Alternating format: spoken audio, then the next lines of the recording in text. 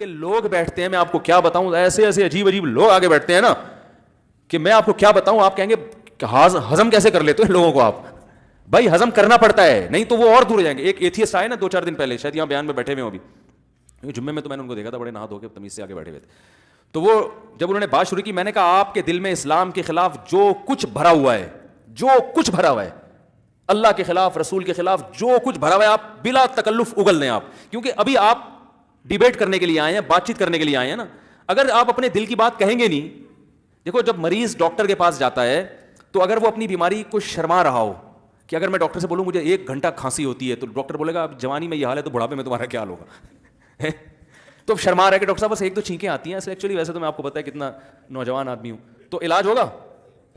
تو میں نے کہا بھائی جو, کیونکہ وہ پوچھنے کے لیے آیا کہ واقعی ایک آدمی حق کا متلاشی ہوتا ہے نا, اس سے بات کا انداز کچھ اور ہوتا ہے. تو ان کے والد اور بھائی لے کر آئے کہ یہ سیکھنا چاہتے ہیں, پوچھنا چاہتے ہیں, ان کو بہت زیادہ اشکالات ہیں اسلام پر, اور بالکل صاف لفظوں میں کہہ دیا تھا کہ میں اسلام نہیں مانتا, میں اللہ نہیں مانتا, اللہ تعالیٰ بچائے ہمیں. تو میں نے کہا بھائی جو دل میں ہے اٹھا کے سامنے لے آؤ, نہ مجھے انشاءاللہ غصہ آئے گا, نہ میں کو تھپڑ ماروں گا, نہ میں کو گردن اڑانے کا فتویٰ دوں گا. کیونکہ جب آئے ہو اشکالات کرنے کے لیے تبھی میں نے دوسرے لوگوں کو وہاں سے بھگا دیا, کیونکہ ایسا نہ ہو کہ کیونکہ اثر ہوتا ہے نا, جو اس آدمی میں علم پختگی نہ ہو تو پتہ چلا کہ یہ ٹھیک ہوتے ہوتے وہ 2-4 اور ہی نکل لیے ہیں, وہ ادھر کو چلے گئے, پتہ چلا ان کو کچھ وسوسے شیطان نے دماغ میں بٹھا دیا ان کے, تو باہر نکالا پبلک کو. میں نے کہا بھائی آپ بتاؤ جو آپ, تو انہوں نے بولا, پہلے ہی بول دیا میں خدا کو نہیں مانتا. اشکالات کرنے لگے, یہ کیا ہے, یہ کیا ہے, یہ جو بھی ان کے اسٹائل تھا نا, ٹھیک ہے نا. ڈاروین سے بڑے متاثر تھے, اور اسلام نے جو ہے وہ کیا نام ہے, وہ کھڑے ہو کر پانی پینا منع ہے, حالانکہ اس کا تو میڈیکلی کوئی نقصان ہی نہیں ہے. میڈیکل سائنس کہتی ہے کھڑے ہو کر پیو, بیٹھ کر پیو. میں نے کہا یہ جو آپ نے کپڑے پہنے ہوئے ہیں, اگر کپڑے اتار کے بیٹھے تو میڈیکلی کوئی نقصان ہے اس کا؟ ٹیمپریچر اگر نارمل ہو, ٹیمپریچر اگر نارمل ہو تو کپڑے اتار کے بیٹھو, کپڑے پہن کے بیٹھو, یا تو سردی ہو رہی ہے نا پھر تو. میں نے کہا میڈیکلی کوئی نقصان ہے؟ کوئی ڈاکٹر سے رپورٹ لکھوا کے لائیں, جو آدمی ننگا گھوم رہا ہو صحت خراب ہو جاتی ہے اس کی. ہاں دھوپ سے بچنے کے لیے یا اس کے لیے تو الگ ہے, نارمل. تو انہوں نے کہا نہیں کوئی نقصان نہیں. تو میں نے کہا ایسے کھڑے ہو کر پانی پینے سے بھی صحت کو, میں نے کہا کپڑے پہننے کا تعلق جیسے تہذیب سے ہے, تو کھڑے ہو کر کھانے پینے کا تعلق بھی کس سے ہے؟ کیا خیال ہے بھائی؟ تہذیب سے ہے نا. تو حرام نہیں ہے کھڑے ہو کر پانی پینا, خلاف سنت ہے, کوئی مجبوری ہو تو کوئی حرج بھی نہیں ہے, لیکن عام معمول کیا ہونا چاہیے؟ تو تہذیب ہے. تو میڈیکل سائنس ہی تھوڑی ہر چیز میں ہمیں گائیڈ کرے گی.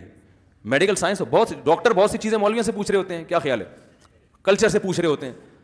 تو اب کوئی ڈاکٹر بیٹھا ہوا ہے ننگ دھڑنگ, اور آپ گئے بول کیا وہ کہہ رہے ہیں میڈیکلی ایکچولی اس کا کوئی, بلکہ بعض صورتوں میں تو کپڑے اتارنا میڈیکلی مفید ہوتا ہے, مگر ہم اس لیے نہیں اتارتے کہ ہم صرف میڈیکل پہ نہیں چلنا, وہ تہذیب. اب دھوپ میں کپڑے اتار کے, سردیوں کی دھوپ میں فل کپڑے اتار کے لیٹنا صحت کے لیے بہت مفید ہے, وٹامن ڈی بھرپور طریقے سے ملتا ہے, لیکن ہم نہیں اتار سکتے. ہم کہتے ہیں وٹامن ڈی گیا تیل لے لیں, پہلے عزت ہے. کیا خیال ہے بھائی؟ سب سے پہلے کیا ہے بھائی؟ وٹامن ڈی بھرپور ہو ہڈیوں میں, لیکن معاشرے میں عزت نہ رہے, لوگ بولے وہ ننگا لیٹا ہوا تھا وہاں پہ, ایسے وٹامن ڈی کا کیا کر لیں ہم نے. تو اسلام نے بولا ہے وٹامن ڈی کے علاوہ بھی بہت ساری چیزیں تو معاشرے میں سروائیو کرنے کے لیے ضروری ہیں, ٹھیک ہے نا. تو کہاں سے کہاں بات چلی گئی. تو بھائی تبلیغ کس کو کیسے کرنی ہے, گھر میں سب بے دین تھے, اچانک آپ ایک دم سے نہیں موڑ کے لا سکتے سب کو, تمیز سے, محبت سے, آرام سے, صحیح ہے نا, تھوڑی محبت کریں. اگر آ جائیں ٹھیک ہے, نہیں آئے تو نہیں آئیں. ہمارے نبی صلی اللہ علیہ وسلم تو غیر مسلموں کو اسلام کی طرف لانا چاہتے تھے نا, آپ کے چچا ابو طالب نہیں آ رہے تھے, تو آپ نے کوئی لٹھ نہیں نکالی, کوئی مارا پیٹا نہیں, کوئی میں بائیکاٹ کر کے چلا جاؤں گا, میں یہ کر دوں گا, میں یوں کر دوں گا.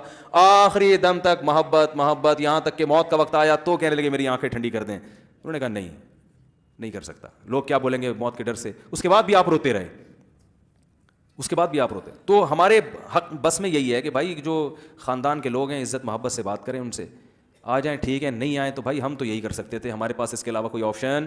تو وہ حضرت مولانا طارق صاحب جیسے بار بار کہتے ہیں نا اخلاق اخلاق, یہ صحیح کہتے ہیں بالکل. وہ زبان میں نا وہ پتھر نکلتے ہیں, ٹھیک ہے نا.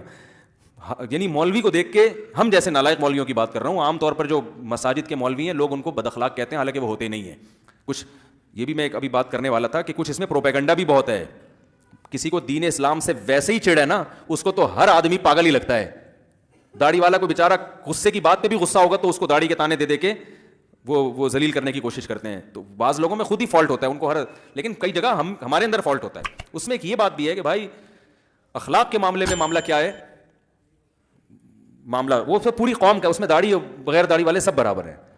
باہر ملک سے کبھی آؤ نا کسی فارن کنٹری سے, تو ایئرپورٹ پہ اترتے ہی اندازہ ہو جاتا ہے کہ موسم چینج ہو چکا ہے.